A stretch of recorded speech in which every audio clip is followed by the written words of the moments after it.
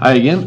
We're going to do figure 8-6 right now for our exercises. So I'm going to go up and open from our shared drive. So where's my shared drive? Right there, Benson. Pre-engineering, AutoCAD exercises. We're going to do 8-6 right now. We've already done 8-4 and 8-5. 8-6 is a little blocking plate. I'm just going to pull up like this, and what we've got is a notch. Now if you're looking at it on your piece, it's a little different. The funny part is, what would really be nice is if they'd ever actually in the textbook give you a drawing that shows you what it's supposed to look like, as opposed to a drawing without dimensions. So we're going to have to kind of just work our way through this and follow the directions the way the book has it. Otherwise, I'd say, you know what, if you can draw it, if you can go off on your own and make it still look right, do it, okay? Reason for that is, this thing's really not that hard of a part. So I'm going to zoom, extend, get it centered on my page, and then I'm going to begin with a simple polyline. So, my polyline is going to attach right down here to this end right here. Now, see my cursor out skipping around? I'm going to come down here, I'm going to turn my snap off. Now, I'm going to turn my O snap on, so I can get right on that endpoint, and then I'm going to enter a few pieces of information, like we're going to go at a ½ inch less than 90 degrees, okay? There's our first piece of this. Then we're going to make an arc. Well, because it's a polyline, I can change my line into an arc. So I just type A for arc, and then it's going to ask me, well, where's my endpoint in my arc? Well, my endpoint in my arc is literally at, here's where the fun part starts, a ½ inch to my left. So it's a ½ inch to my left, so it's negative 0.5, comma 0.5. So it's going to go over to my left a ½ inch and up a ½ inch. Now, because I put the @ sign in, it should do it no problem. There it is. Now I got to change back to a line, so I have to type in L, and then I just bring it over and I attach it to this endpoint right here. There it is. Okay? Relatively simple, no real headaches, no fuss, no muss on that one. Now the next thing I have to do is I have to establish a couple other little tidbits on here. One of those being, I have to ID a point, and that point is going to be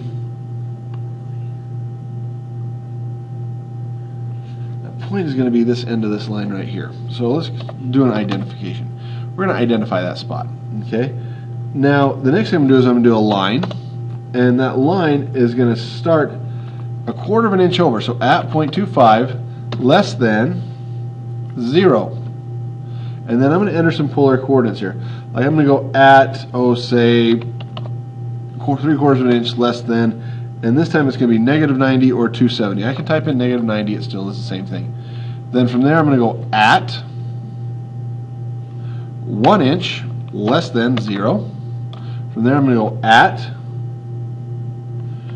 0.25 less than 90. So I'm going to straight up. From here I'm going to go at, and it's another ½ of an inch if I remember right. Yep. 0.25 less than, now I'm going to go 180 degrees, which is straight left. Then I'm going to go at, so you're getting the pattern here. 0.25 less than 90 again. Then I'm going to do another at 0.25 less than 0.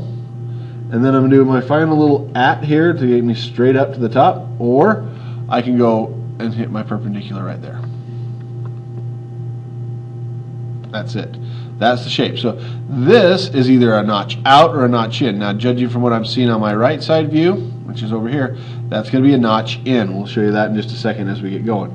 The next thing I'm going to do is I'm going to hit my enter key, and we're going to start a new line. Now this line is going to go from the end of this point right here. And it's going to go at, oh my gosh. Okay, not 0.025, 0.25, sorry. I have fat fingers sometimes. Less than 0. Then we go at 0.25. Oh, I did it backwards. Oh, well, let's do it the right way. We're going to undo a step. So I do enter, and then I go undo. So let's try that again. Polyline, attach here, at, okay, back to our at, 1.5 less than 0. Oh my gosh, see, it brings me all the way out here. Now I'm going to go and do an at 0.25 less than 90, and then I'm going to go at 0.5 less than 0, and then I'm going to go to the end point, which is right here of that one. Now, in our book it references that point as D4. So you've got D1, D2, D3, and D4 on this one. Okay. Now that's our shape. So I know I'm missing a line right here. Does that follow it, everybody? Okay. Now our next little thing is we're going to do a little notch to represent this notch. Now, to be honest with you, since I know that this is a 1/4 inch deep, judging from my sketch, I can actually make some assessments here. I can go up straight up this way. So I'm going to lock my ortho lock. I'm going to go 0.25 up. I'm going to bring it over this way, just over. I'm going to come right up here until I hit it. Whoop, not like that. Perpendicular line. Bring it straight up. Now I'll fill it with a radius of 0. This to this. There it is. And then trim that out, and I'll trim, using this as a cutter, this piece off. Whoop, can't trim it, it's a different separate line. Erase that line. There it is. Now, I should be able to see this one, and I'll trim at this line, this. Okay. So far, so good. Now, I should also be able to see this line going all the way down here through. I'm going to trim it out. Okay. There's my piece. This is the front view, this is the top view. Well, that obviously is a notch in, and it goes in a 1/4 inch. Now, I can do the old-fashioned projection lines, or I can simply use my offset to go this distance right here, and go like this. Then I simply have to come up here to my object line, change my layers to my hidden, and draw in all the hidden lines that go through this thing. So they go in like so, another one comes in from here to about there, and another one comes from there to about there. Now you can just trim at this line. Those off. Whoops, got to trim it, Benson. Trim at this line, this, and this. Now, are there any hidden lines up here? No, because the hidden line lies right under that, and the hidden line lies right under that.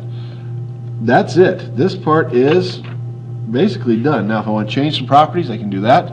I can add my text down here, but other than that, this exercise is done. That's the shape. If I want to go and draw the isometric of it, I can, but I'm not going to right now. But thank you for your time. We'll see you at the next part.